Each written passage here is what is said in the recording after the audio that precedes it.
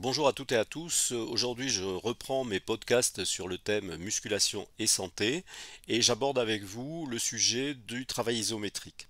Alors, je vous rappelle qu'il existe trois types de contractions musculaires, l'excentrique, la concentrique et l'isométrique.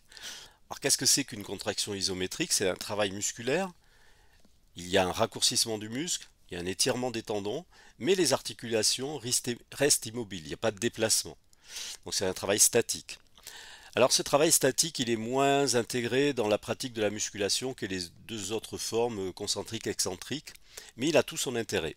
Il a un intérêt en termes de bénéfices de santé, puisque, par exemple, un travail récent de juillet 2023, qui est une méta-analyse, c'est-à-dire c'est un travail qui va rechercher les conclusions de différents travaux sur le sujet, a montré un bénéfice non négligeable dans l'hypertension artérielle, et même un bénéfice plus important de cette activité de musculation qu'une activité de musculation classique, ou même que le cardio.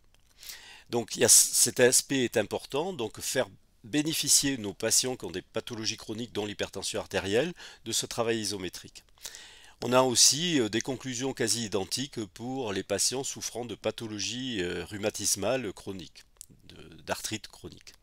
Donc c'est intéressant d'intégrer de l'isométrie dans la pratique de l'activité physique adaptée. Des inconvénients, je vous en citerai deux. Le premier, c'est que ça a peu d'impact sur la prise de masse musculaire, en tout cas moins d'impact qu'un travail classique concentrique excentrique. Et deuxièmement, ça donne plus de courbatures que les autres formes de travail musculaire. Néanmoins, je pense qu'il est important d'intégrer de l'isométrie dans l'activité de musculation, dans la pratique de la musculation. Et ça sera l'objet d'ailleurs d'une interview que je vais faire avec un coach de musculation qui nous donnera son expérience et comment il intègre l'isométrie dans les cours qu'il dispense à ses élèves. Ne manquez pas cet épisode, je vous incite à vous abonner et je vous dis à bientôt.